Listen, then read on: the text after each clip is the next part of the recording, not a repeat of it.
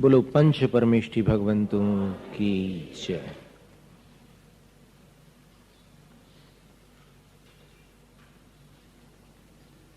एक का उत्सर कर लेते हैं।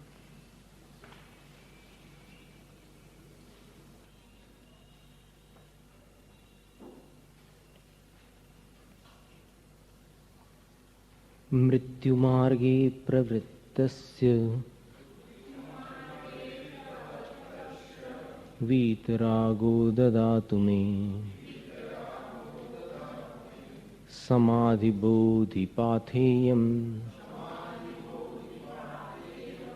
यावन्मुक्तिपुरी पुरः। कृमिजालशताकीर्णे जर्जरे देह पंजरे भज्यमानेन भेतव्यम् यतस्त्वञ्ज्ञानविग्रहः। ज्ञानिन् भयं भवेत् कस्मात् प्राप्ते मृत्युमहोत्सवे स्वरूपस्थः पुरं याति देही देहान्तरस्थितिम्। सुदत्तं प्राप्यते यस्माद् दृश्यते पूर्वसत्तमैः भुज्यते स्वर्भवन् सौख्यम् मृत्युभीतिः कुतः सताम्। आगर्भाद् दुःखसन्तप्तः प्रक्षिप्तो देहपञ्जरे नात्मा विमुच्यतेऽन्येन मृत्युभूमिपतिं विना।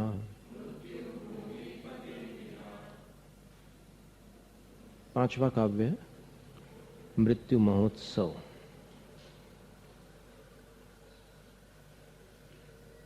उच्चारण एक बार फिर से देख लो। आगर्भाद दुख संतप्तः प्रक्षिप्तो देह पंजरे नात्मा विमुच्यते न्येन मृत्युभूमि। मृत्युभूमि मृत्यु पूरा बड़ी ऊ की मात्रा नहीं बोलने की है। मृत्यु भूमि। फिर पतिम विना भूमि ये भी दीर्घ नहीं बोलना। मृत्यु भूमि पतिम विना ऐसा बोलना। आगर्भाद दुख संतप्तः प्रक्षिप्तो देह पंजरे नात्मा विमुच्यतेऽन्येन मृत्युभूमिपतिं विना। मृत्युभू भू को लंबा बोलो तो त्यू भी छोटा बोलना है और मी भी छोटा बोलना है।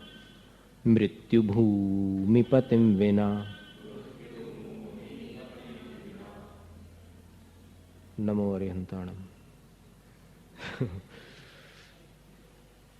आत्मा आत्मा यानी अपना जीव। आगर्भात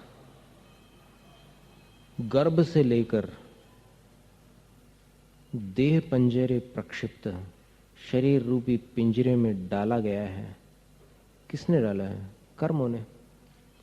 और पिंजरे में डालने के बाद क्या दशा हुई है? दुख संतप्त है। दुखों से संतप्त है, परेशान है। तो उसको कौन छुड़ाए? इस बंधन से मुक्त कौन कराए? पिंजरे का दरवाजा कौन खोले? तो ग्रंथकार कहते हैं मृत्यु भूमि पतिम विना। देखो जब कोई बंदी हो जाता है, कारावास में चला जाता है, यदि शासन की तरफ से आदेश हो जाए कि उसको रिहा कर दिया जाए तो उसको छोड़ना पड़ता है वहां के प्रबंधकों को। राजा कह दे कि भाई इसको जेल से छोड़ दिया जाए, तो उसको छोड़ दिया जाता है। तो अब यहाँ अपनी आत्मा को छुड़ाने वाला कौन है? ग्रंथकार कहते हैं मृत्यु भूमि पतिम विना, मृत्यु राजा के बिना अन्येन न विमुच्यते, अन्य कोई इस आत्मा को छुटकारा नहीं दिला सकता है शरीर रूपी पिंजरे से। शरीर रूपी पिंजरे से छुटकारा दिलाने वाला अगर कोई है तो वो है मृत्यु रूपी राजा। मृत्यु राजा के बिना इस शरीर रूपी पिंजरे से कोई भी इस आत्मा को, जो कि गर्भ से लेकर अब तक इस पिंजरे में डाली हुई दुख संतप्त, दुखों से संतप्त हो गई है, परेशान हो गई है, ऐसी आत्मा को मृत्यु राजा के सिवाय और कौन छुड़ा सकता है? अर्थात न अन्येन विमुच्यते, कोई दूसरा नहीं छुड़ा सकता। मृत्यु की कृपा से ही इस शरीर से छुटकारा मिलता है। तन पिंजरे में पड़ी हुई है,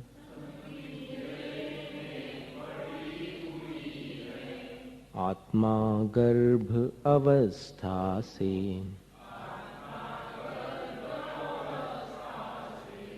आकुल व्याकुल है इस तन की, कर्माधीन व्यवस्था से, ज्यों बंदी को बंदी गृह से,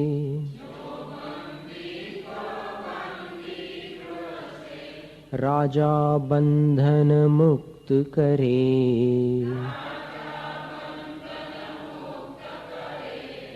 मृत्यु राज बिन तन बंधन से,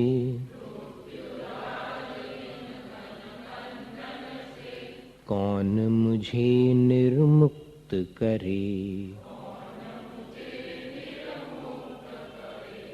अब अकेले इस श्लोक को पढ़ो तो ऐसा लगेगा कि भाई मर जाओ, बंधन से छुटकारा हो जाएगा, लेकिन नहीं, पिछले काव्यों को भी साथ में लेकर के चलेंगे तो पता चलता है कि यहाँ पर उस प्रकार से मरने की चर्चा नहीं है। ठीक है, मृत्यु राजा ही अपने को शरीर रूपी पिंजरे से छुड़ाएगा, लेकिन अपनी आत्मा को कोई गलत कदम नहीं उठाना है। जो प्रसंग चल रहा है वो कैसा है? पहले काव्य पर अगर ध्यान दें तो याद आएगा कि मृत्यु मार्गे प्रवृत्तस्य। देखो, एक तो मनुष्य जीवन संयम से सफल होता है, तो संयम धारण करके जिसने मनुष्य जीवन को सार्थक बनाया है, वो देश संयम हो या सकल संयम हो, तो अंत में जब वो उस मार्ग पर, मृत्यु मार्ग, मृत्यु को बुला नहीं रहा है, वो मृत्यु तक स्वयं चला जा रहा है। आयु पूर्ण होने वाली है तो अपने आप मृत्यु का सामना होगा, तो उस मार्ग पर वो प्रवृत्त हुआ है। और सल्लेखना विधि को धारण करने वाले जो गृहस्थ होते हैं उनको साधक कहते हैं। और भक्त प्रत्याख्यान, इंगिनी मरण और प्रायोपगमन, इन तीन में से किसी भी संन्यास विधि को धारण करने वाले साधु क्षपक कहलाते हैं। ऐसे दो मार्ग हैं, गृहस्थ का सल्लेखना विधि से साधक होकर शरीर विसर्जित करना, और साधु का तीन प्रकार की विधियां हैं, उनमें से किसी भी एक विधि से शरीर को छोड़ना। ये समाधि मरण की पद्धति है जैन मार्ग में। तो उस मृत्यु मार्ग पर प्रवृत्त में मेरे लिए वीतरागो, वीतराग भगवान सर्वजन देव, यावत मुक्तिपुरीपुर है, जब तक मोक्ष नगरी सामने आ जाती है, अर्थात जब तक मोक्ष नगरी सामने न दिखने लगे तब तक समाधि बोधि पाथेयम ददातु। इतना लंबा रास्ता है मोक्ष का, तो वहां तक जब मैं नहीं पहुंच जाता जब तक, तो रास्ते के लिए मुझे कुछ नाश्ता पानी, कुछ कलेवा, कुछ पाथेय, कुछ राह खर्च लगेगा, क्योंकि बिना व्यवस्था के लंबा सफ़र संभव नहीं है। तो इसलिए भगवान से प्रार्थना कर रहे हैं कि भगवान, जब तक मैं वहाँ ना पहुँच जाऊँ तब तक आप ही मुझे 2 चीज़ें दे देना, बस राह खर्च मेरा पूरा हो जाएगा। वो एक चीज़ तो है उसमें बोधि, और दूसरी है समाधि। बोधि का अर्थ होता है अप्राप्तानाम रत्नत्रयाणाम प्रापणम बोधि। जो सम्यक दर्शन ज्ञान चारित्र प्राप्त नहीं हुए हैं उनकी प्राप्ति होना बोधि है। और समाधि प्राप्तानाम तेषामेव भवांतर प्रापणम समाधि। रत्नत्रय प्राप्त हो गया, अब उनको भवांतर में प्राप्त करने का जो पुरुषार्थ होता है, यानी यहाँ से मृत्यु के समय आप कोई ऐसा काम कर लो कि आगामी मनुष्य जन्म में भी फिर से रत्नत्रय उपलब्ध हो, उस प्रक्रिया का नाम समाधि है। अथवा समाधि धर्म शुक्ल ध्यान द्वयम समाधिर्भण्यते। समाधि की और परिभाषा आई है कि धर्म और शुक्ल ध्यान के युगल को समाधि कहते हैं, अथवा शुद्धोपयोग को भी समाधि कहा जाता है। ऐसे समाधि शब्द के 3 अर्थ हो गए, और बोधि शब्द के वैसे 2 अर्थ है प्रसिद्ध। बाकी बोधि दुर्लभ अनुप्रेक्षा में बोधि का अर्थ होता है रत्नत्रय की प्राप्ति, और इसमें दुर्लभ बोधि ज्ञान पावे बड़ी 12 भावना में आता है ना, वहां पर बोधि ज्ञान पाकर केवल ज्ञान नहीं फिर इस भाव में आवे, वही यानी जो निर्विकल्प समाधि में भेद ज्ञान विज्ञान की अवस्था बनती है, जिससे जीव को सिद्ध पद की प्राप्ति होती है। उस ज्ञान की प्राप्ति, उस भेद विज्ञान की उपलब्धि दुर्लभ है, इसको बोधि दुर्लभ कहते हैं। तो बोधि दुर्लभ में वो निर्विकल्प समाधि वाले सम्यक ज्ञान की पर्याय को ग्रहण कर ले जाता है, भेद विज्ञान, जिसके बारे में आचार्य अमृतचंद स्वामी कहते हैं, भेद विज्ञानतः सिद्धाः सिद्धाः ये किल केचन तस्सैवाभावतो बद्धा बद्धा ये किल केचन। बोले कि भेद विज्ञान से ही जो सिद्ध हुए हैं वो सिद्ध हुए हैं। वाक्य पर ध्यान देना, भेद विज्ञान से ही जो सिद्ध हुए हैं वो सिद्ध हुए हैं। इसको ऐसा कर लो, जो भी सिद्ध हुए हैं वो भेद विज्ञान से ही सिद्ध हुए हैं, और उसके अभाव में ही जो बंधे हुए हैं वो बंधे हुए हैं। इसको भी ऐसा कर लो कि जितने जीव बंधे हुए हैं वो उस भेद विज्ञान के अभाव में ही बंधे हुए हैं, तो उसको भी बोधि कह सकते हैं। तो उसकी प्राप्ति हो, बस भगवान से यही प्रार्थना कर रहे हैं कि जब तक मोक्ष नगरी ना आ जाए, मैं तो आपके रास्ते पर चल पड़ा हूं, सल्लेखना के मार्ग पर, अथवा 3 प्रकार की जो संन्यास विधियां हैं साधुओं की, साधक या क्षपक बन जाना मृत्यु मार्ग पर आगे बढ़ने के समान है ही वो। तो वीतराग भगवान जिनेंद्र भगवान ने यही उपदेश दिया कि मरना हो तो बाल मरण या बाल बाल मरण से मत मरना, क्योंकि बाल मरणानि बहुसो, बहुत बार जीव ने बाल मरण प्राप्त किए हैं। बाल शब्द का अर्थ होता है अज्ञानी। बाल का अर्थ क्या होता है? अज्ञानी। तो बाल मरण कई बार जीवों ने प्राप्त किए हैं। तो आचार्य कहते हैं कि सल्लेखना मरण अंगीकार करना चाहिए। मारणांतिकीन सल्लेखनान जोशिता, सर्वार्थ सिद्धि में उसका बहुत सुंदर वर्णन है। तो यहां से प्रकरण चालू हुआ है। ऐसी स्थिति में फिर घबराहट होती है कभी कभी। शरीर में बहुत दिन रहने के बाद जब शरीर छूटने का मौका आता है तो एकदम डर सा लगता है कि इतने दिन से हम यहीं थे, यही हमारा स्थान था, अब अनजान स्थान पर दूसरी जगह जाना पड़ रहा है। डेथ ओपन्स अननोन डोर्स, मृत्यु अनजान दरवाजे खोल देती है। पता नहीं वहां आगे कौन सा कमरा है। ये तो निश्चित है कि एक कमरे से दूसरे कमरे में जाना है, वो कौन सा कमरा है, कहाँ जाना पड़ेगा, ये सब लोग नहीं जानते।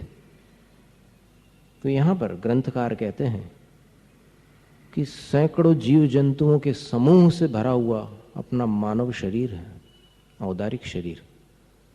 आंखों में, दांतों में, मुख के भीतर, कानों में, नासिका में और सारे मल द्वारों में, और शरीर के अन्य ऐसे स्थान हैं जहाँ पर पसीना आदि एकत्रित होता है। इन सारे स्थानों पर कितने जीव जंतु होते हैं जो स्थूल अपनी आंखों के गोचर हो जाते हैं मैग्नीफाइंग ग्लास के माध्यम से, कांच आदि के माध्यम से। अगर कोई भी वैज्ञानिक यंत्र का आप इस्तेमाल करो तो उसमें पता चल जाता है। एक बार छींक लेने पर सारा कमरा कीटाणुओं से भर जाता है, खांसी लेने पर, डकार लेने पर, उबासी लेने पर, ये सारी जो भी चेष्टाएं होती है, तो ये समझा रहे हैं कि शरीर एक पिंजरा है और संलेखना के समय जर्जरित हो चुका है और सैकड़ों जीव जंतुओं के समूह से भरा हुआ है। तो इसके नष्ट होने पर तुझे डरना नहीं चाहिए। पिंजरा टूट जाए तो पंछी को डर कैसा?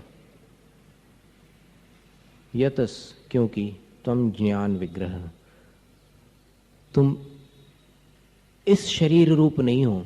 ये शरीर तो पुद्गल द्रव्य से रचा गया है। तुम तो ज्ञान शरीरी, चेतन स्वरूपी आत्मा हो, जीव हो। इसलिए शरीर के छूटने पर तुम्हें डरने की क्या आवश्यकता है। फिर तीसरे काव्य में कहा कि जब तुम जानते हो, तो जानकार व्यक्ति को ज्ञानी कहते हैं। तो हे ज्ञानी, तुम जान रहे हो कि शरीर मैं नहीं हूं। मैं शरीर नहीं हूं और शरीर मैं नहीं हूं, दोनों तरफ से जानना जरूरी है। मैं शरीर नहीं हूं और शरीर मैं नहीं हूं। मृत्यु महोत्सवे प्राप्ते। अब ज्ञानी जीवों को बाल मरण तो प्राप्त नहीं होता, लेकिन उनकी मृत्यु, उनका मरण तो एक उत्सव बन जाता है। इसलिए यहाँ ग्रंथकार कहते हैं कि हे ज्ञानी, मृत्यु महोत्सव के प्राप्त होने पर भयम कस्मात् भवेत्, डर किससे लगता है? डर किससे लग रहा है तुम्हें? स्वरूपस्थः, तुम तो अपने स्वरूप में स्थित रहो। स्वरूप क्या है अपना? दर्शन, ज्ञान, चारित्र। तो अपने स्वरूप में स्थित देही आत्मा, देह शरीर और देही आत्मा। तो आत्मा अपने स्वरूप में स्थित होता हुआ देहांतर स्थितिम पुरम याति। अन्य शरीर में जो स्थिति यानी आयु प्राप्त हुई है, उसको अगले भव की आयु बांध चुका है कोई, तो अब वो वहां जाने वाला है। तो वो एक नए नगर के समान है। कहीं कोई अच्छे स्थान पर, बड़ी जगह पर, नए मकान में, नए नगर में रहने जाता है तो वहाँ अच्छे कार्यक्रम करता है, वास्तु आदि की विधियां करता है, स्तोत्र पाठ, विधान आदि का आयोजन करता है, लोगों को मिठाइयां बांटता है। तो ऐसे ही ये मृत्यु महोत्सव है। डर डर किससे? फिर इसके आगे चौथे काव्य में क्या कहा था कि यस्मात्, जिस मृत्यु की कृपा से पूर्व सत्तमय ही, पूर्वकालीन पुराण पुरुषों ने, पुण्य पुरुषों ने सुदत्तम प्राप्यते स्म,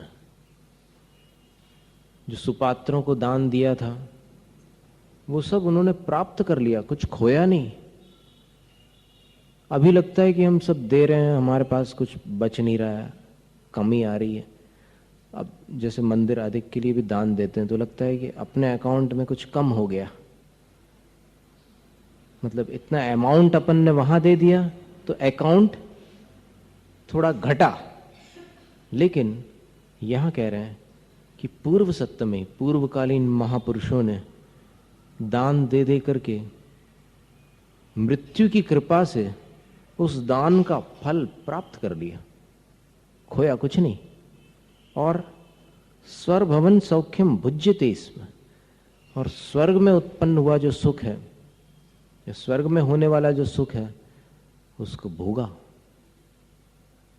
तो सताम मृत्यु भीति ही कुतः दृश्यते, शंका की कि फिर सत्पुरुषों को मृत्यु से डर कैसे लग सकता है, यानी सत्पुरुषों के पास मरण का भय कैसे दिखाई दे, अर्थात सत्पुरुषों में मरण का भय दृष्टिगोचर नहीं होता। और तू यदि सत्पुरुष है, सल्लेखना धारण कर रहा है, सारा पुरुषार्थ कर रहा है, तो सत्पुरुष होने के नाते तेरे अंदर मृत्यु का भय नहीं दिखाई देना चाहिए। और दिखता है तो इसका मतलब कहीं दाल में काला है। मृत्यु से कौन डरता है? पुलिस से कौन डरता है? चोर। तो मृत्यु से भी वही डरता है जिसने पाप किए हैं। जो सताम सत्पुरुष है, सत्पुरुष ने तो पुण्य किए, उसको मृत्यु से डरने का सवाल ही पैदा नहीं होता। मृत्यु उसको कभी अनिष्ट स्थान पर ले ही नहीं जा सकती, कभी उसको दुर्गति में पहुंचा नहीं सकती। तो जिसको मृत्यु दुर्गति में नहीं पहुंचा रही, उसको मृत्यु से डर कैसा? जो मृत्यु उसको सदगति देने आई है। देखो, अगर हवाई जहाज खड़ा हो और आपके लिए बिल्कुल वहां पर एक सीट बुक हो, और आपको बढ़िया मतलब किसी गाड़ी में कोई पहुंचा रहा हो कि चलो आप बहुत अच्छी जगह ले जा रहे हैं आपको, और आप चाहो तो वहाँ बहुत अच्छे अच्छे दर्शन है। देखो, जब देवगति में जीव जाता तो उसको वहाँ से विदेह क्षेत्र के तीर्थंकरों के दर्शन का मौका मिलता है। तो कितना अच्छा स्थान है एक हिसाब से देखा जाए तो। यहाँ से अपने को मिल नहीं रहे हैं, वहाँ से मिल भी जाते हैं। तो ऐसे स्थान पर पहुंचाने वाले मृत्यु से डर लग सकता है क्या? किसको लगेगा डर? जिसको शंका है कि पता नहीं मैं कहां जाऊंगा। क्यों शंका है? क्योंकि उसको पता है, देखो मैं कहां जाऊंगा ये पता नहीं है, लेकिन मैंने क्या किया है ये पता है। सबको पता है, कोई इतना भोला नहीं है कि न जानता हो मैंने पाप नहीं किया। दुनिया से पाप को छुपाना सरल है, लेकिन खुद से कभी छुपता नहीं। ये बात अलग है कि अपन कुछ लीपा पोती कर लेते हैं, कुछ ऊपर से उसको ढांकने का प्रयास कर लेते हैं, ऊपर से कुछ भी कर लो, लेकिन जो बात है सो है। छुपकर करने पर भी पाप का फल अटल है। तो जो पापी है वो डरे मृत्यु से। जो सत्पुरुष है उसमें मृत्यु का डर कैसे दिखाई दे सकता है। इस प्रकार चौथे काव्य में मृत्यु के भय का निवारण किया, और इसके बाद फिर पांचवें काव्य में आज जो बात आई वो ये थी कि गर्भ से लेकर यह आत्मा शरीर रूपी पिंजरे में प्रक्षिप्त है, यानी पटक दिया गया है, डाल दिया गया है। तो गर्भावस्था से जो कैद है, बंधनबद्ध है, बंदी है, वो दुखों से संतप्त है। क्योंकि कैद में किसको सुख होता है? किसको प्रिय है परतंत्रता? सब स्वतंत्रता चाहते हैं। तो उस शरीर की कोठरी में यह आत्मा डाल दिया गया है, पटक दिया गया है और दुखों से संतप्त है। किसने पटका आत्मा को वहां पर? शरीर रूपी पिंजरे में किसने डाला आत्मा को? अपने ही कर्मों ने, और किसी ने नहीं। ब्रह्मा या विश्वकर्मा ने नहीं, किंतु अपने अंदर वाले ब्रह्मा और अपने अंदर वाले विश्वकर्मा ने ये सब काम किया। जैसी करनी वैसी भरनी। तो अब पिंजरे से छुटकारा कैसे मिले? तो यहां पर कहा गया है कि मृत्यु भूमि प्रतिम विना अन्येन आत्मा न विमुच्यते। मृत्यु रूपी राजा के सिवा अन्य कोई इस आत्मा को छुड़ा नहीं सकता। है समझ? यानी मृत्यु रूपी राजा ही इसको इस बंधन से मुक्त कर सकता है। तो संलेखना के समय अगर घबराहट भी हो रही है तो ऐसा विचार करना चाहिए कि ये तो पिंजरा है,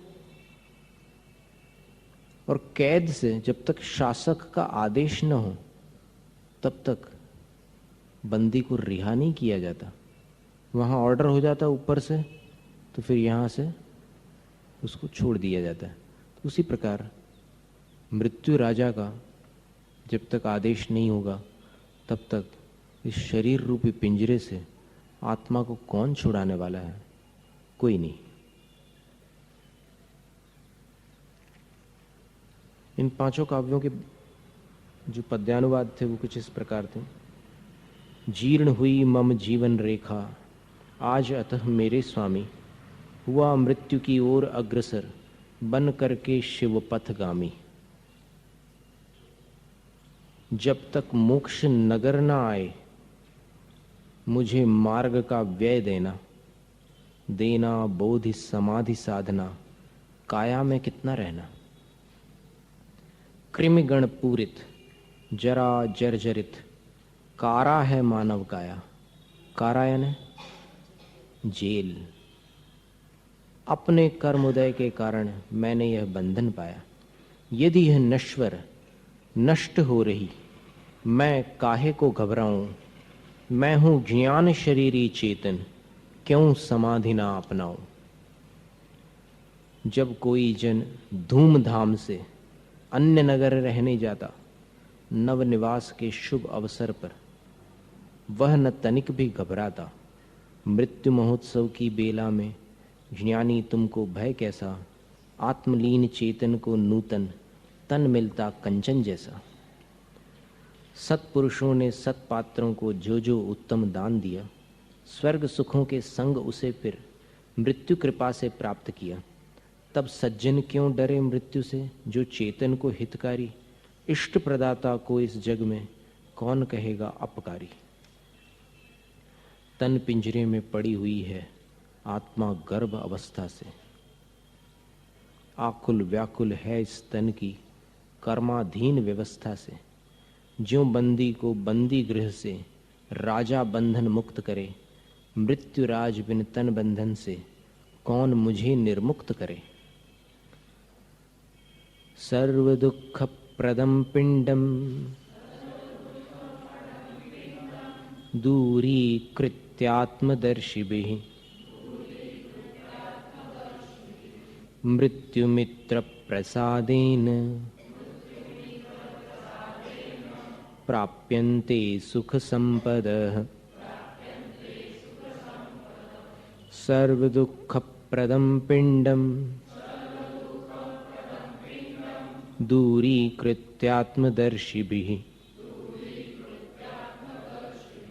मृत्युमित्र प्रसादेन प्राप्यन्ते सुख संपदः।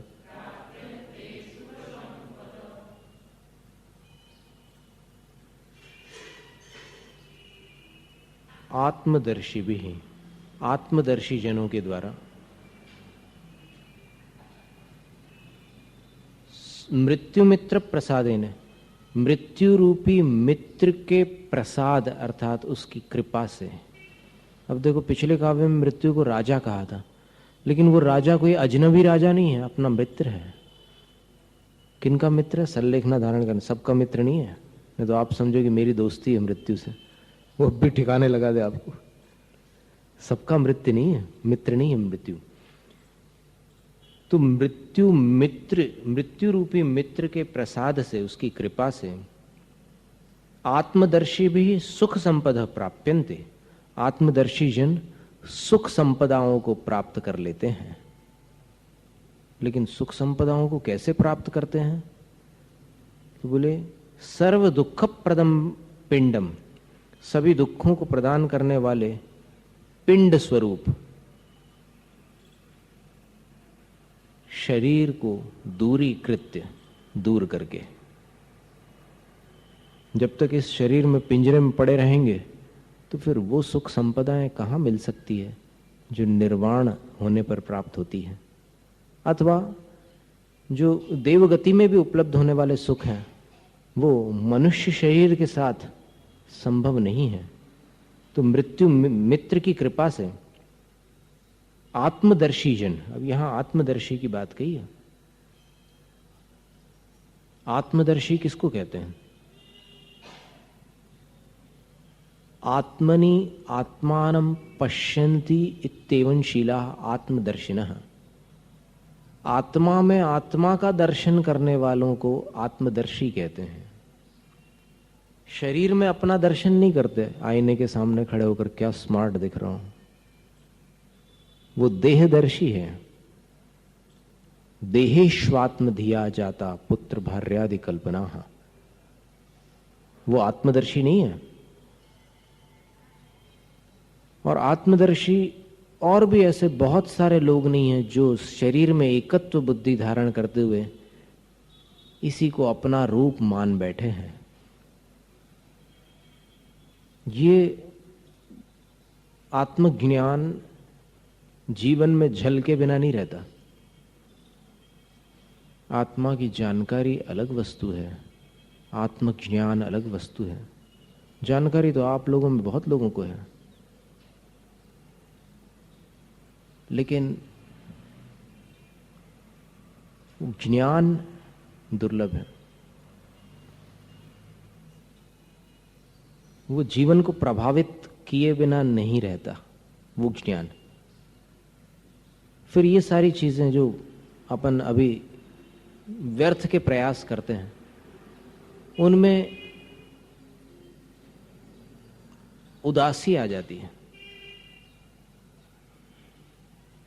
मान लो छोड़ नहीं पा रहे हैं तो भी अंदर ही अंदर ये तो लगने लग जाता है कि भाई छोड़ने लायक है, ये सब व्यर्थ का प्रपंच है, ये भावना अंदर आने लग जाती है।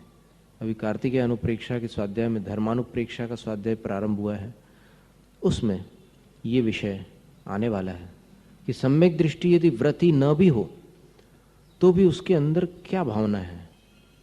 इतना सुंदर चित्रण है 9 गाथाओं के द्वारा, वो अभी अपन पढ़ेंगे। तो कुछ परिवर्तन तो आता है जीवन में। वो सच्चा ज्ञान जीवन में झल के बिना रह नहीं सकता। शब्द ज्ञान व्यक्ति को मायावी बनाता है, कपटी बनाता है और अभिमानी भी बना देता है। उसको ये भ्रांति, ये भ्रम पैदा हो जाता है कि मैं बहुत बड़ा ज्ञानी हूं, मुझे बहुत कुछ मालूम है। हमारे गुरुजी कहते हैं कि रीढ़ सीधी करने मात्र से ध्यान नहीं होता और भीड़ को सीधी कर लेने मात्र से ज्ञान नहीं होता। वो पूरे शब्दों के जादूगर है।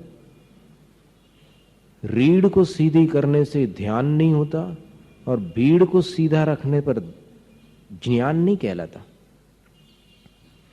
ज्ञान निराली वस्तु है। मूलाचार में 2 गाथाएं आती है सच्चे ज्ञान के बारे में। वो है क्या चीज ज्ञान? ज्ञान ज्ञान ज्ञान मुंह से रटते रहो उसको ज्ञान कहते हैं क्या? या फिर किताबें पढ़ते रहो उसको ज्ञान कहते हैं क्या? कुछ नहीं। वो एक अद्भुत वस्तु है।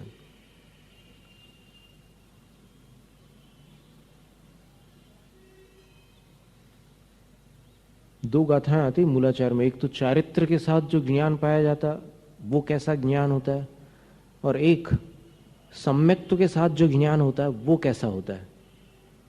दोनों का बहुत सुंदर स्वरूप दिया हुआ है। अभी यहां पर चर्चा ये है कि जो आत्मदर्शी है आत्मनि आत्मा दृश्यते आत्मनानेन स आत्मदर्शी। जो अपने में अपना दर्शन करता है वो आत्मदर्शी। अब दर्शन का अर्थ श्रद्धा भी होता है और दर्शन का अर्थ देखना भी होता है। तो यहां पर तो इतना ही समझ लो कि जो अपनी पहचान अपनी आत्मा में कर रहा है, इन शरीर आदि पर पदार्थों में नहीं। फिर आत्मा के बारे में बहुत बाल की खाल तक के पहुंचने की बात तो बहुत दूर की है। अपने जीवन में समझ में आ जाता है कि कौन जानने वाला है और कौन अज्ञानी है। उसके उदाहरण हम वैसे विशेष देना पसंद नहीं करेंगे आपके सामने, क्योंकि किसी को तकलीफ हो सकती है। जैसे एक आध नमूना ऐसा है कि जैसे उम्र ढल रही है, धीरे धीरे एक एक बाल पकते जा रहे हैं और बार बार अंदर से प्रकृति आपको संदेश देना चाहती है कि अब तो वैराग्य धारण कर, लेकिन आप उसको खिजाब लगा करके फिर काला बना देते हैं। किसको? जो आपके हित का संदेश लेकर के आया उस पर आपने कालिक पोत दी कि नहीं चाहिए मेरे को अपना हित, मुझे क्या सिखाता, मैं तो बड़ा ज्ञानी हूं। ऐसा ये शब्द ज्ञान होता है।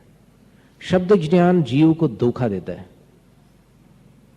वो उसके अंदर ये भ्रम पैदा करता है कि मैं ज्ञानी हूं, लेकिन वो होता अज्ञानी है, ज्ञानी नहीं होता। अनादिकाल से आज तक कितनी शीशियां खाली कर चुके हैं। अपने संघ में, हमारे गुरुजी के संघ में एक क्षुल्लक महाराज हैं, उन्होंने पूरा गणित जोड़ा है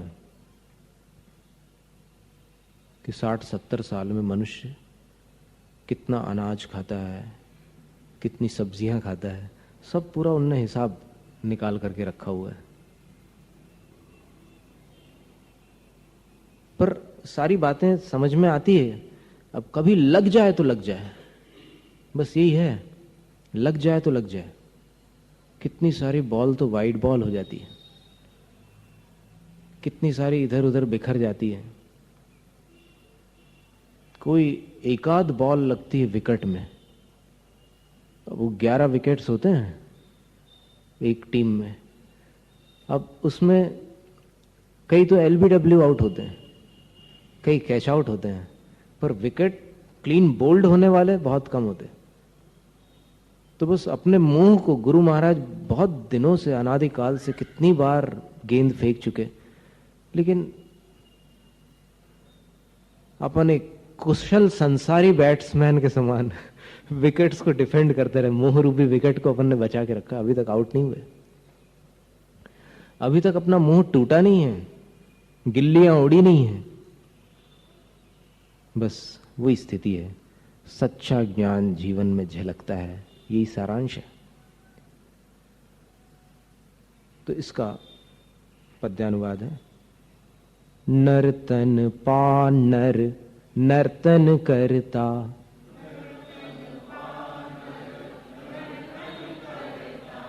कारण यह मोही मन है। सब दुखों को देने वाला,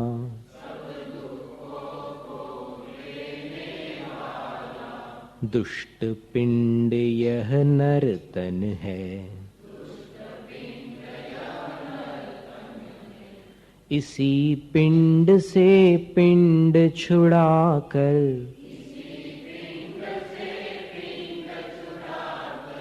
मृत्यु सखा सुख देता है। आत्मदर्शियों से प्रतिफल में, स्वयं नहीं कुछ लेता है। वो सच्चा मित्र इसी का तो नाम है, जो बदले में कुछ न ले, सब कुछ दे दे। नीति वाक्यामृत में लिखा है कि सच्चा उपकारी कौन है। प्रत्युपकार की भावना से किया हुआ उपकार व्यापार है। प्रत्युपकार मतलब मैं इसका उपकार कर रहा हूं, मौके पर यह भी मेरा उपकार करेगा, इस भावना से किया हुआ उपकार व्यापार है, उपकार नहीं है। क्योंकि आप तो वो लाभ हानि का हिसाब जोड़ रहे हैं कि मैं ऐसा करूंगा तो आगे ऐसा होगा। ये तो इसी का नाम तो व्यापार है। मतलब एक चीज देना और दूसरी चीज लेना। इसको अगर कठोर शब्दों में बोला जाए तो बनियागिरी। बनियागिरी मतलब आप किसी का भला कर रहे हैं, लेकिन भला उसकी भलाई की भावना से नहीं कर रहे हैं, अपनी भलाई की भावना से आप किसी का भला कर रहे हैं। ये स्वार्थ है, करुणा नहीं है। करुणा में दूसरे का हित होता है, स्वार्थ में अपना हित दिखता है। तो ये मृत्यु सच्चा मित्र है जो कुछ भी लिए बिना आत्मा को श्रेष्ठ सुख प्रदान करता है।